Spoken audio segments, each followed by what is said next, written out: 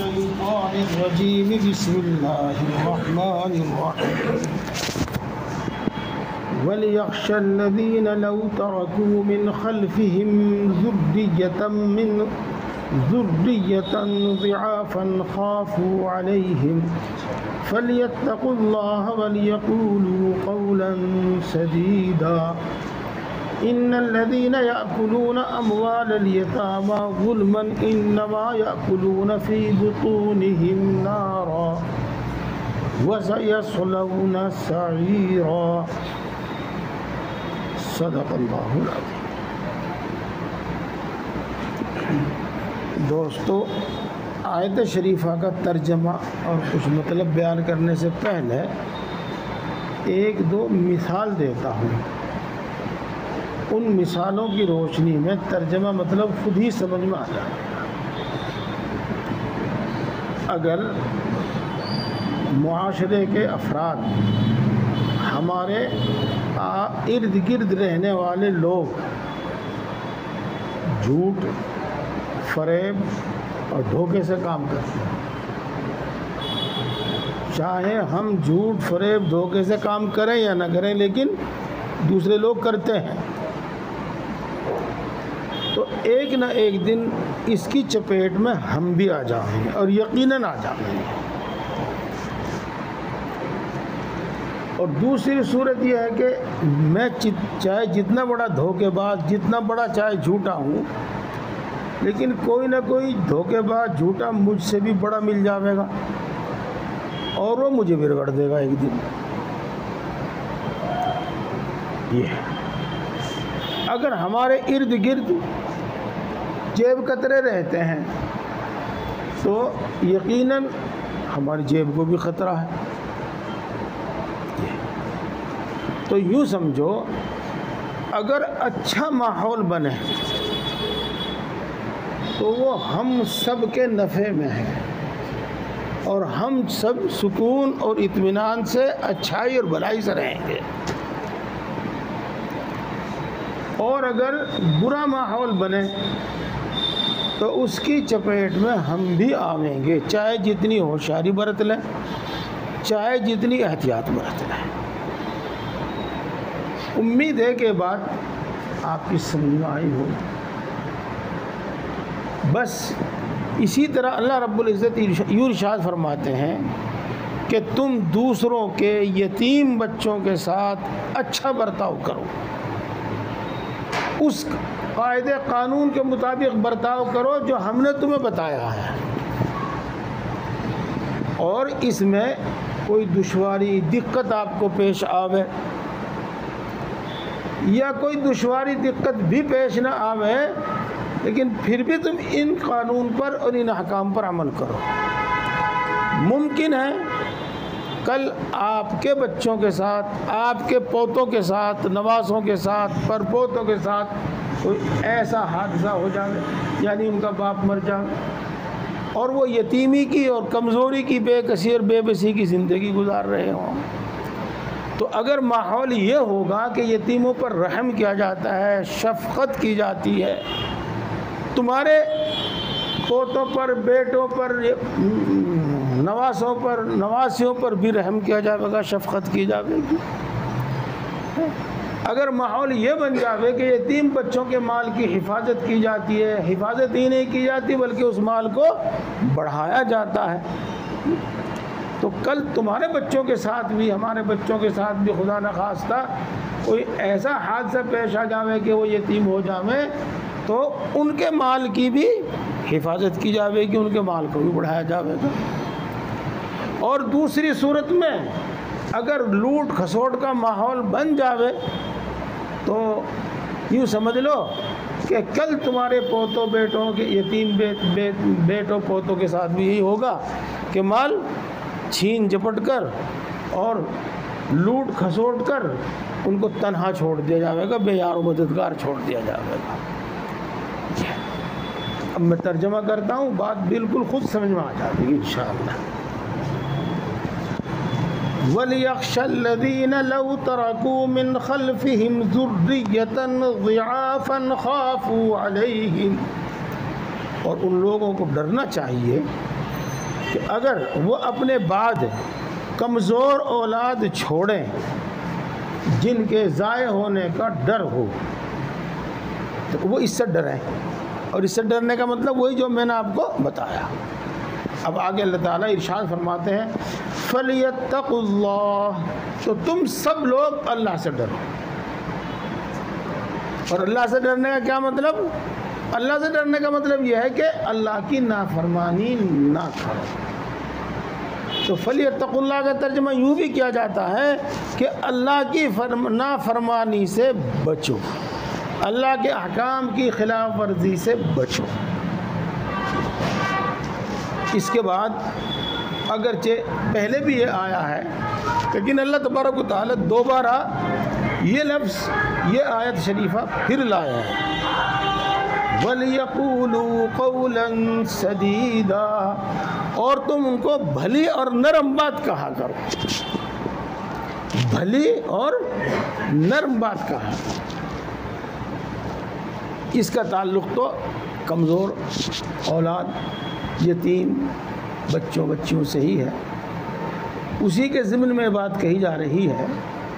لیکن بات صحیح یہ ہے کہ ہر شخص کو اور ہر حال میں ہمیشہ نرم بات کہنی چاہیے اور ہمیشہ بھلی اور معقول بات کرنی چاہیے۔ اس میں دو باتیں آ گئی، ایک تو یہ کہ بھلی اور معقول بات کرو، نہ معقول بات، لالچ کی بات، جھگڑے کی بات یہ مت کرو۔ چاہے جتنی نرمی سے آپ اس بات کو کریں، چاہے جتنی خوش اخلاقی سے آپ یہ بات کریں، لیکن یہ غلط ہے، ہاں یہ غلط ہے۔ اور میں نے اکثر دیکھا ہے جو لٹیرے اور ظالم لوگ ہوتے ہیں وہ اپنی غلط بات منوانے کے لیے پہلے بڑا نرم لب و لہجہ استعمال کرتے ہیں، بڑے اخلاق دکھاتے ہیں تاکہ ہم بدنام بھی نہ ہو اور ہمارا مطلب بھی پورا ہو جائے۔ اور اگر وہ اس سے نہیں مانتا تو پھر سختی پر آ جاتے ہیں، پھر ڈنڈا اٹھا لیتے ہیں۔ انہیں تو اپنا لالچ پورا کرنا، انہیں تو کھسوٹنا، لوٹنا، اس کو نرمی سے مل جاوے تو بہت اچھا، اور نہیں تو سختی سے لے لیں گے وہ۔ تو پہلی بات تو میں عرض کر رہا ہوں کہ بھلی بات کہو، معقول بات کہو، غلط بات نہ کہو۔ اور دوسری بات یہ کہ بھلی بات بھی کہو تو نرم لہجے سے کہو، نرم الفاظ سے کہو۔ بلکہ اس کے علاوہ بھی ہمیں کچھ اور دھیان رکھنا چاہیے۔ کس کا دھیان رکھنا چاہیے؟ ایسی بات کہو جو اس کو بری نہ لگے، ایسے انداز میں کہو جو اس کو بری نہ لگے۔ تو یہ بات ہے، اسی کو عربی میں کہا جاتا ہے قول سدید۔ یہاں تو ان کمزور بچوں کے ضمن میں بات کہی گئی ہے، اور ایک دوسری جگہ 29ویں پارے میں اللہ تبارک و تعالیٰ اس ارشاد فرماتے ہیں یا ایھا الذین آمنوا اتقوا اللہ وقولوا قولا سدیدا۔ اس کا ترجمہ مطلب تو وہی ہے جو ابھی آپ نے یہاں سنا، یصلح لکم اعمالکم۔ نرم اور بھلی بات کرنے کی برکت سے اللہ تبارک و تعالیٰ تمہارے سارے کام بنا دے گا۔ یصلح لکم اعمالکم۔ آپ خوب جانتے ہیں کہ نرم اور بھلی بات کرنے سے اکثر و بیشتر کام بن جاتا ہے اور کوئی بدمزگی پیش نہیں آتی، کوئی جھگڑا لڑائی نہیں۔ اور غصے میں اور سختی میں بات کرنے سے اکثر و بیشتر بات بگڑ جاتی ہے، سنورتی نہیں ہے۔ بلکہ دوستوں میں تو آپ سے یہ عرض کر دوں، اپنی زندگی کا تجربہ، قرآن پاک کی آیات، احادیث وہ اپنی جگہ پر ہیں۔ نرم بات کرنے میں، نرم کلامی اور نرم مزاجی میں اگر آپ کو کوئی نقصان بھی دکھائی دے رہا ہے تو یقین جانیے گا آپ کہ وہ سختی اور غصے کے نقصان سے کمی کم ہے، کمی کم ہے یہ ہے۔ اور قرآن پاک میں، حدیث پاک میں یہ چیزیں، یہ بات یعنی نرم مزاجی، بردباری بڑی کثرت سے بیان کی گئی ہے، بڑی کثرت سے بیان کی گئی ہے۔ رسول اللہ صلی اللہ علیہ وسلم کا مزاج مبارک اور آپ کے اخلاق میں جو بات نمایاں طور پر بیان کی جاتی ہے وہ یہی ہے کہ آپ بڑے نرم مزاج تھے، جاہلوں سے درگزر کرنے والے تھے، بڑے نرم مزاج تھے۔ ایک حدیث پاک میں آیا ہے کہ آپ مونڈھے کے بڑے نرم تھے، مونڈھے کے کندھے کے بڑے نرم تھے۔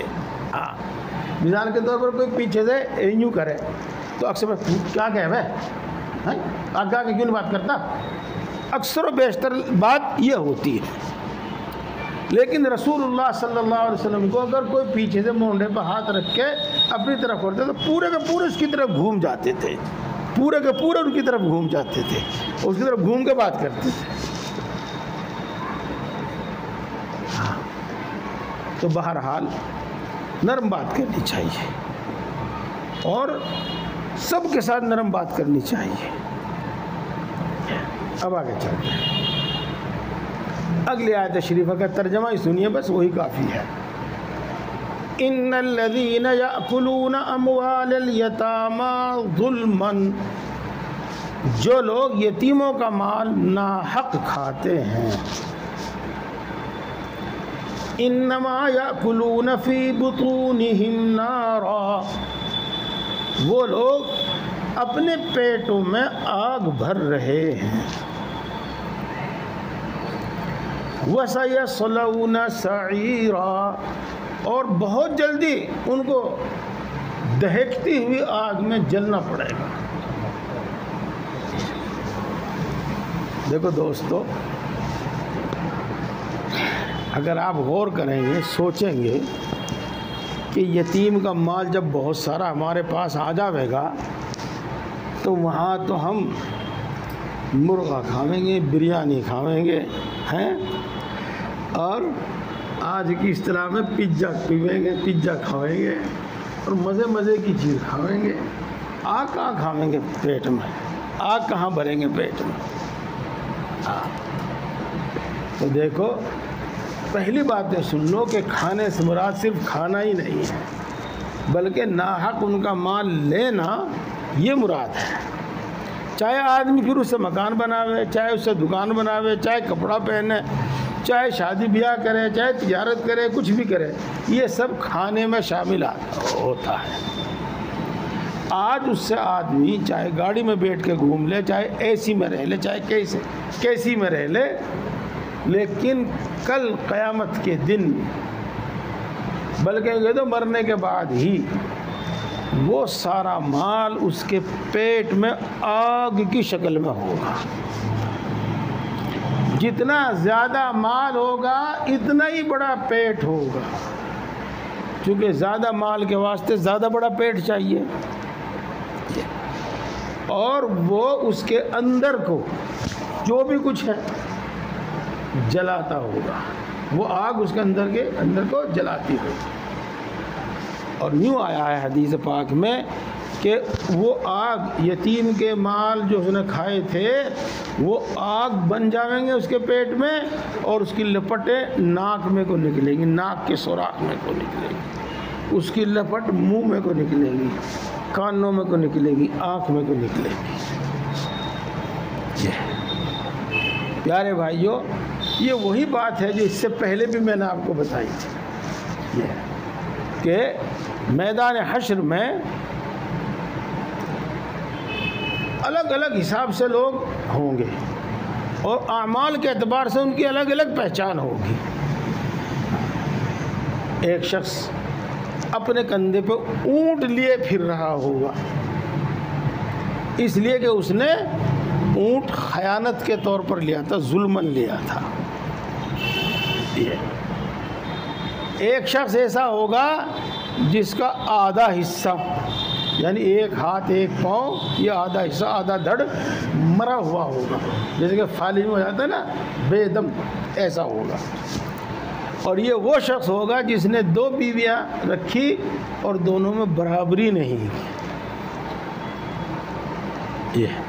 اور ایک شخص وہ ہوگا جس کے کولہے میں یہاں پر ایک جھنڈا لگا ہوا ہوگا، جھنڈا، اور جتنا بڑا وہ غدار اور دھوکے باز ہوگا اتنا ہی اونچا ہوگا وہ جھنڈا. یہ اسی طریقے سے نیک اعمال وہ بھی اسی طرح سے ظاہر ہوگا. جیسا کہ ایک حدیث پاک میں آتا ہے، اس میں تو ساری عمر کی بات نہیں بلکہ کچھ سال کے اتنے سال اس نے اذان دی، بس آپ یوں کہہ لیجئے گا کہ مؤذن کی گردن سب سے اونچی ہوگی اور پہچانا جائے گا میدان حشر میں کہ یہ اذان دینے والا ہے، یہ اذان دینے والا ہے. اور اسی طریقے سے جو لوگ سنت کے مطابق کامل وضو کرتے ہیں ان کا چہرہ، ان کے یہاں تک ہاتھ اور ان کے پاؤں یہ چمکتے ہوئے ہوں گے، خوب چمکتے ہوئے ہوں گے. غرض دنیا میں جو نیک اعمال کیے ہیں ان کے آثار بھی ظاہر ہوں گے، اور جو برے اعمال کیے ہیں ان کے آثار بھی ظاہر ہوں گے، اور سزا طرح طرح سے ہوگی. یتیم کا مال کھانے کی ایک سزا یہ ہوگی کہ اول تو اس کے آگ میں، اس کے پیٹ میں آگ بھری ہوئی ہوگی جو لپٹیں مار رہی ہوگی، تو اندر آگ، اور وَسَيَصْلَوْنَ سَعِيرًا، اور ان کو دہکتی ہوئی آگ میں جہنم میں بھی ڈالا جائے گا. تو اندر بھی آگ اور باہر بھی آگ.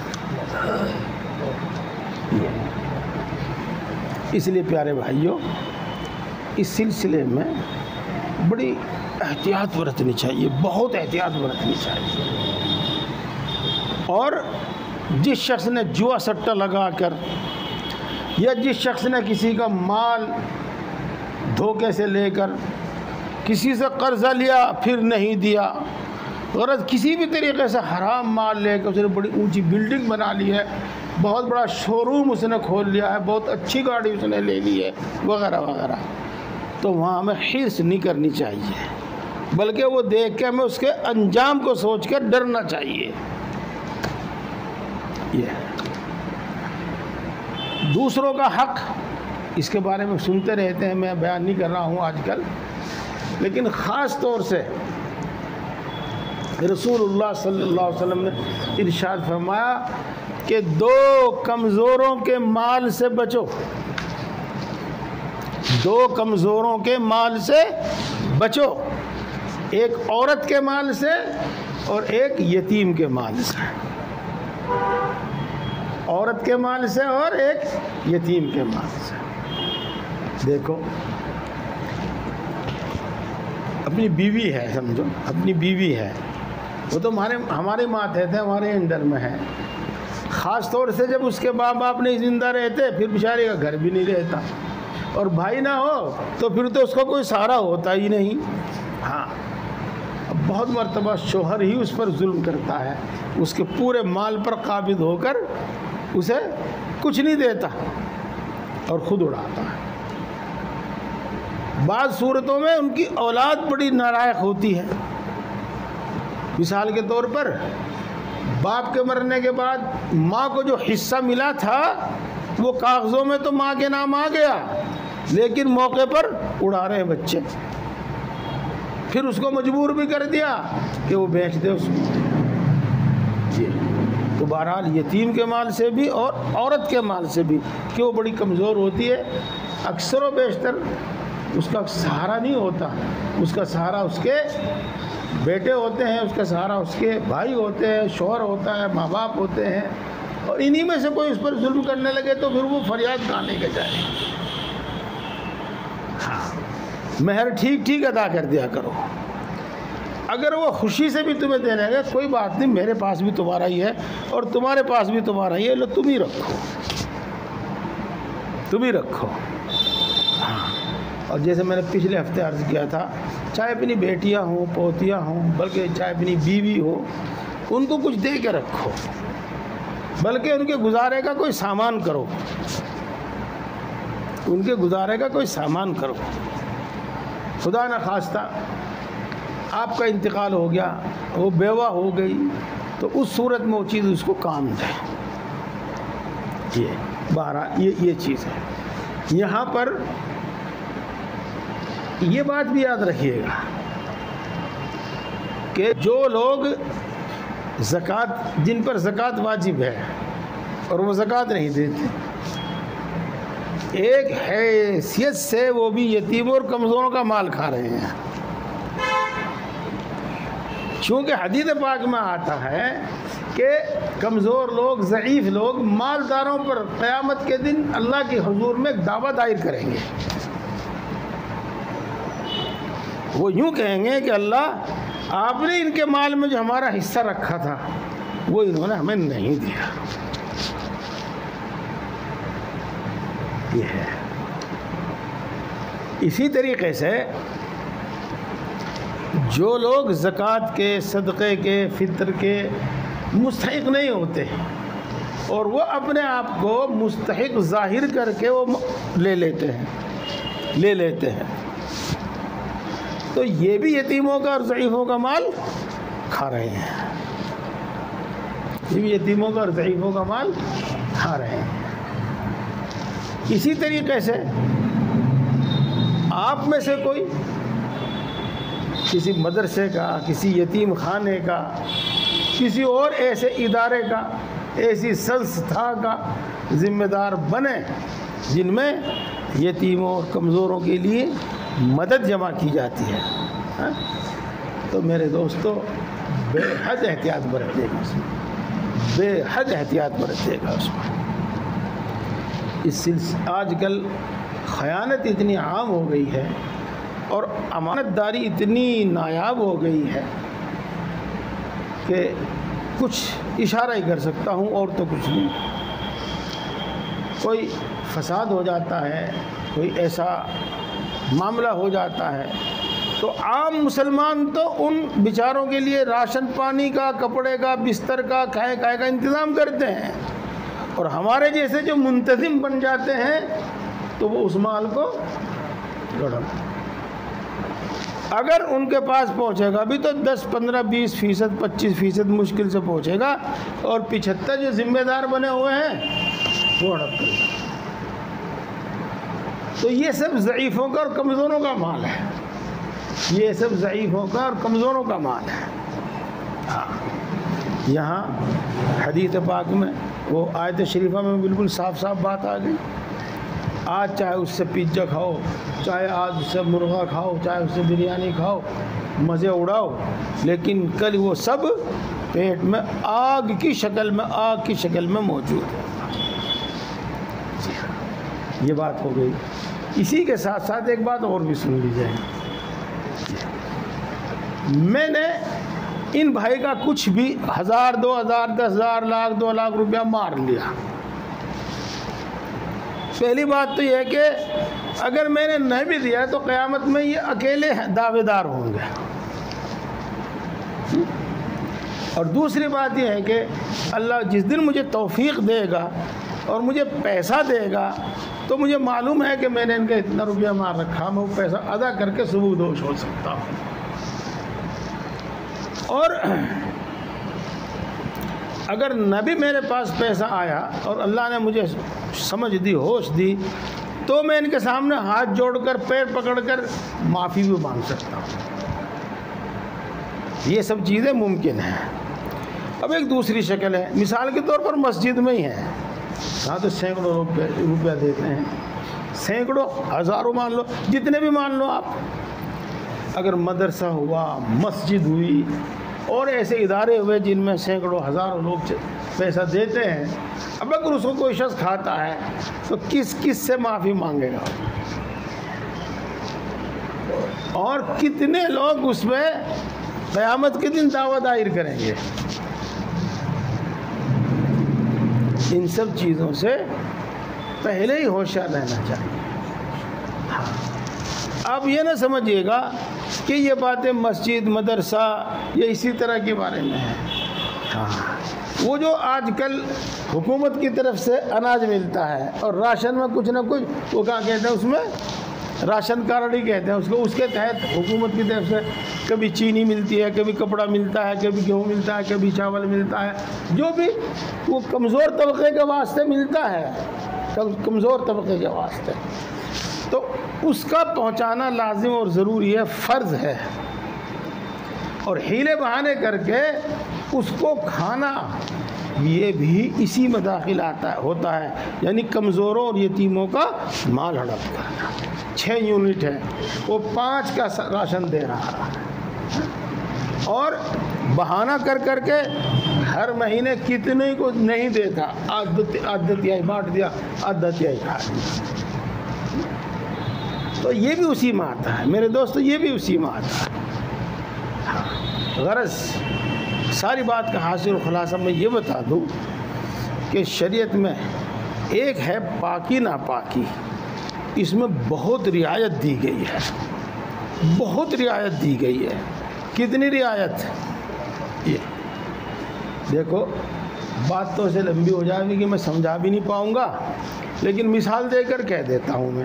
مثال کے طور پر بکری ہے، اس کا پیشاب نجاست خفیفہ ہے، خفیفہ ہے، اگر وہ میرے یہ یہاں سے یہاں تک یہ حصہ، یہ دامن کہلاتا ہے، دامن، اس میں کلی تو الگ ہے اور یہ حصہ الگ ہے، اگر اس کا چوتھائی ناپاک ہو جاوے، چوتھائی پر پیشاب لگ جاوے، تو اسی میں نماز پڑھ سکتے ہیں ہم، اگر کوئی عذر ہو تو اسی میں نماز پڑھ سکتے ہیں، یعنی اس کا دھونا فرض و واجب نہیں ہے، اگر لاپرواہی میں بھی وہ نماز پڑھ لے گا تب بھی نماز ہو جائے گی، چونکہ اتنا حصہ شریعت نے معاف بتایا ہے۔ اسی طریقے سے یہ کلی ہے، اس کا چوتھائی، یہ آستین ہے، اس کا چوتھائی، اسی طریقے سے جو نجاست غلیظہ ہوتی ہے، جیسے کہ مرد کا پیشاب، آدمی کا پیشاب، مرد ہو یا عورت ہو، اس کا پیشاب، یہ جو گہرائی میں ہتھیلی جو ہے نا، ہتھیلی، یہ اتنا معاف ہے، اگر اتنا لگا ہوا ہے اور اس نے مجبوری میں یا لاپرواہی میں اس باوجود نماز پڑھ لی تو اس کی نماز ہو جائے گی، یہ مقدار معاف ہے۔ اسی طریقے سے 3.5 ماشے کے برابر تقریباً پاخانہ لگا ہوا ہے آدمی کا، تو وہ مقدار معاف ہے، اور اس میں لاپرواہی کے ساتھ بھی اگر نماز پڑھے گا تو ہو جائے گی، اور عذر کے ساتھ پڑھے گا تو ہو ہی جائے گی، چونکہ یہ مقدار شرعاً معاف ہے۔ لیکن میں یہ بتا کر یہ بتانا چاہتا ہوں کہ مال 1 پیسہ بھی معاف نہیں ہے، مال 1 پیسہ بھی معاف نہیں ہے، کہیں بھی معاف نہیں ہے، کسی بھی صورت میں معاف نہیں ہے۔ اسی طریقے سے عبادتیں جتنی بھی ہیں، جتنی بھی عبادتیں ہیں، وہ خالص اللہ کا حق ہے۔ آپ نماز پڑھیے، توبہ کیجئے، گناہ معاف، اور بالفرض نماز نہیں پڑھی اور توبہ بھی نہیں کی تو بہت امید ہے اللہ تبارک و تعالیٰ سے، کسی کی سفارش سے، کسی نیک عمل کی برکت سے، محض اپنے فضل سے وہ معاف کر دے۔ لیکن جو مالیات کا مسئلہ ہے وہاں نہیں چلے گا،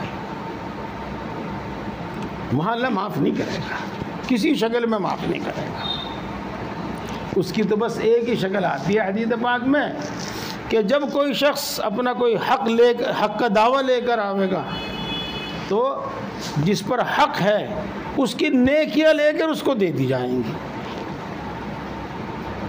ہاں، اب بعض اوقات یہ صورت پیش آئے گی کہ اتنے حق دار آ جائیں گے کہ اس کی ساری نیکیاں چلی جائیں گی۔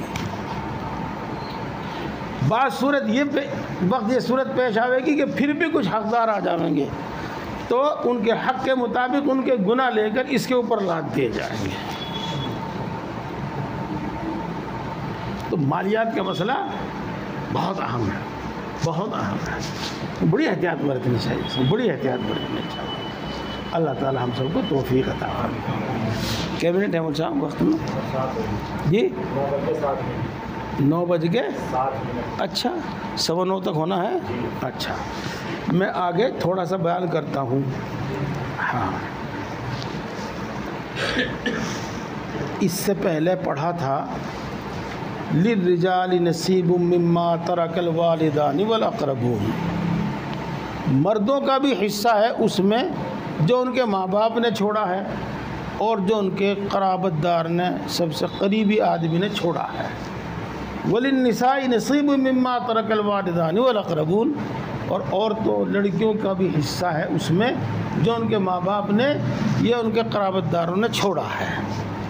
تو دوستو اگلا یہ رکوع آ رہا ہے جس کا میں نے آپ کے سامنے ذکر بھی کیا تھا، اس میں اللہ تبارک و تعالیٰ نے میراث کے سارے مسئلے بیان کر دیے، سارے مسئلے بیان کر دیے اور کچھ ایسے اصول بیان کر دیے ہیں کہ انہی اصول کی روشنی میں ہم ہر صورت کا حکم معلوم کر لیتے ہیں۔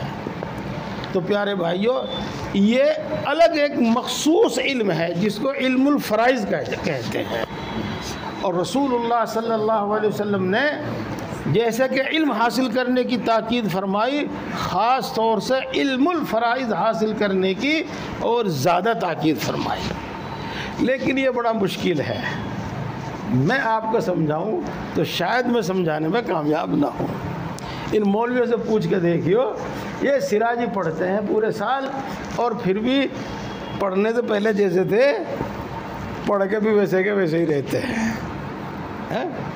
اس میں بہت ساری چیزیں یاد کرنی پڑتی ہیں پہلے اور بہت ساری چیزیں سمجھنی پڑتی ہیں، تب جا کر اس میں سے کچھ باتیں یاد رہتی ہیں۔ یہ نہ سمجھنا کہ کورے ہی ہوتے ہیں، لیکن شروع میں تو ایسا ہی ہوتا ہے، اس کے بعد یہ محنت کرتے ہیں، ماشاءاللہ محنت کرتے ہیں، اور جو بھی سوال کسی کا آتا ہے پٹواری پہ حل ہو یا نہ ہو یہ حل کرتے ہیں، مولانا لوگ حل کرتے ہیں۔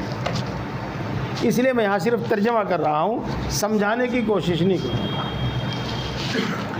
یوصیکم اللہ فی اولادکم، اللہ تبارک و تعالیٰ تم کو حکم دیتا ہے، یوں نہیں، اللہ تبارک و تعالیٰ تم کو تاکیدی حکم دیتا ہے تمہاری اولاد کے بارے میں۔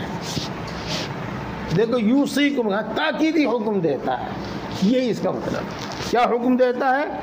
للذکر مثل حظ الانثیین، ایک لڑکے کے واسطے دو لڑکیوں کے برابر حصہ ہے، جس کو کہتے ہیں کہ لڑکے کو دو گنا ملتا ہے، دو لڑکیوں کے برابر ایک لڑکے کو ملتا ہے۔ دیکھو اس کی چھوٹی سی مثال دے دوں میں، ایک شخص ہے، اس کے ایک لڑکا اور دو لڑکی ہیں، اگر اس کی بیوی ہے تو بیوی کا حق الگ سے نکالا جائے گا، اگر اس کے ماں باپ ہے تو ان کا حق الگ سے نکالا جائے گا، اور جو ان کا حق نکالنے کے بعد بچے گا اس کے 4 حصے کیے جائیں گے، 2 حصے لڑکے کو دیے جائیں گے، ایک حصہ ان لڑکیوں کو دیا جائے گا۔ اس طرح سے یہ تو ہو گیا مسئلہ۔ اور ہم الحمدللہ مومن ہیں اور پکے سچے مومن ہیں، ہم تو قرآن پاک کی بات، حدیث پاک کی بات سن کر اف بھی نہیں کرتے، ہم تو یقین رکھتے ہیں کہ اللہ نے جو فرما دیا بالکل صحیح فرما دیا۔ لیکن کچھ لوگ اس پر اعتراض کرتے ہیں کہ لڑکی کو آدھا اور لڑکے کو پورا کیوں دیا جاتا ہے؟ تو ان سے یوں کہتے ہیں، ارے ہم عدد ہیں، تم تو کتنا بھی نہیں دیتے، دیا کہ ہم نے آج تک، تم تو اس کو بات میں چھچک میں اور کہیں میں ٹلا دو، ہم تو پورا حصہ دیں گے۔ ایک تو بات یہ ہے، دوسری بات یہ ہے کہ میرے دوستو،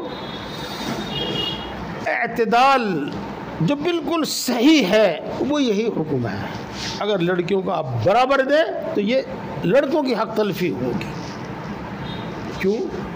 دیکھو، لڑکا اپنے باپ کا دست و بازو ہوتا ہے، اکثر و بیشتر کمانے میں اس کے ساتھ رہتا ہے، اور اکثر و بیشتر وہ اپنے ماں باپ بلکہ اپنی بہنوں کے لیے بھی بہت کچھ کرتا ہے جس میں اس کو پیسے کی ضرورت پیش آتی ہے، اور اکثر و بیشتر عورت پر خود اس کا خرچ بھی واجب نہیں ہوتا۔ مثال کے طور پر جب وہ بیٹی ہے تو باپ اس پر خرچ کرتا ہے، جب وہ بہن ہے تو بھائی اس پر خرچ کرتا ہے، جب وہ بیوی ہے تو شوہر اس پر خرچ کرتا ہے، جب وہ ماں ہے تو اولاد اس پر خرچ کرتی ہے۔ یہ شکل ہے۔ اس واسطے اس کو جو دیا گیا ہے وہ اس اعتبار سے پورا ہے، خوب ہے۔ اب اگر اس کو برابر کا حصہ دیا جاوے تو یہ لڑکوں کی تلفی ہے اور لڑکی پر ظلم ہے۔ لڑکی پر ظلم کیسے ہے؟ ایک چھوٹا سا قصہ سنا دوں، چاہے مجھے یہ نہیں، کافی دنوں کی بات ہے۔ ایک عورت کہنے لگی بھائی ذرا سا سرک لے، مجھے بھی سیٹ پہ حصہ، مجھے بھی سیٹ پہ بٹھا لیے، مجھے بھی جگہ دے دے۔ کیوں؟ تم تمہارے سامنے کھڑے ہو کے برابر الیکشن لڑو، یہاں کیوں نہیں کھڑا ہوا جاتا تیرے پہ؟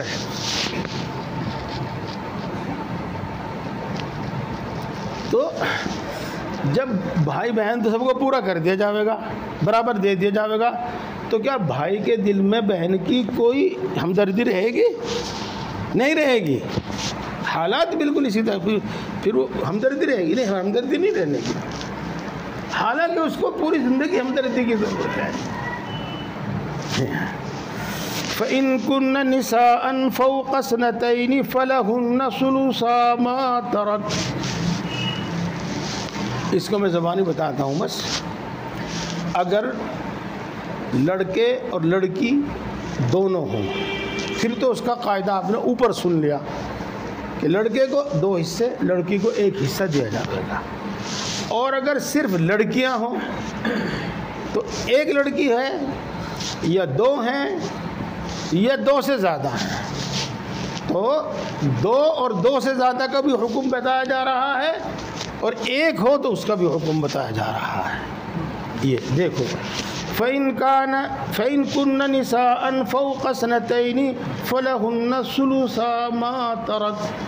بس اگر لڑکیاں ہوں 2 سے اوپر، 2 3 4 5، تو ان کے واسطے کل مال کا 2/3 ہے، 2/3 ان کو دیا جاوے گا، اور باقی جو 1/3 بچے گا وہ دوسرے وارثوں کو دیا جاوے گا۔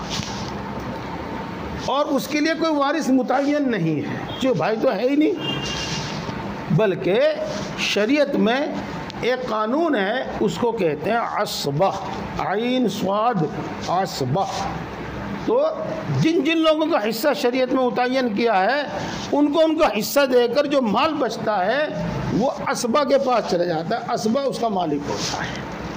فَإِن كَانَتْ وَاحِدَةً فَلَهَا النِّصْفُ۔ اور اگر ایک ہی لڑکی ہو تو اس لڑکی کو کل ترکے کا آدھا دیا جائے گا۔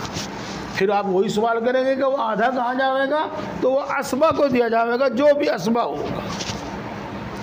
کہ کسی صورت میں باپ عصبہ ہوتا ہے، نہیں باپ کا تو انتقال ہی ہو گیا، کسی صورت میں دادا عصبہ ہوتا ہے، تو کسی صورت میں بھائی عصبہ ہوتا ہے، اور کسی صورت میں اور ہوتا ہے۔ وَلِأَبَوَيْهِ لِكُلِّ وَاحِدٍ مِّنْهُمُ السُّدُسُ مِمَّا تَرَكَ إِن كَانَ لَهُ وَلَدٌ۔ میں اس کو بھی پہلے زبانی بتا دوں۔ یہ اگر کسی شخص کا انتقال ہوا اور اس کی ماں بھی زندہ ہے، اس کا باپ بھی زندہ ہے، تو اب ماں باپ کو ترکے میں سے کتنا ملے گا؟ ترکے میں سے کتنا ملے گا؟ تو اگر اس کی اولاد ہو، مرنے والے کی اولاد ہو، تو ماں کو بھی کل مال کا 6واں حصہ ملے گا، اور باپ کو بھی کل مال کا 6واں حصہ ملے گا۔ یہ ہے۔ اور اگر اس کے اولاد نہ ہو تو پھر 1/3 حصہ ملے گا، 6 کے بجائے 1/3 حصہ ملے گا ماں کو، اور باپ عصبہ ہونے کی وجہ سے سارا لے لے گا، باقی جو حصے ہیں حصے والوں کو ان کے حصے دے کے باقی سارا لے لے گا۔ وَلِأَبَوَيْهِ لِكُلِّ وَاحِدٍ مِّنْهُمُ السُّدُسُ مِمَّا تَرَكَ إِن كَانَ لَهُ وَلَدٌ۔ اور اس کے ماں باپ کے واسطے ہر ایک کے لیے 6واں حصہ ہے اس میں سے جو مرنے والے نے چھوڑا ہے، اگر مرنے والے کی اولاد ہو۔ فَإِن لَّمْ يَكُن لَّهُ وَلَدٌ۔ اور اگر مرنے والے کی اولاد نہ ہو، نہ لڑکا نہ لڑکی، وَوَرِثَهُ أَبَوَاهُ، اور اس کے ماں اور باپ دونوں وارث ہوں، فَلِأُمِّهِ الثُّلُثُ، تو اس کی ماں کو 1/3 حصہ ملے گا، اور باقی 2/3 کہاں ہو، کیا ہوگا؟ وہ عصبہ ہونے کی وجہ سے باپ پر چلے جائے۔ باقی انشاءاللہ پھر ہوگا۔ اللہ تعالیٰ الحمدللہ۔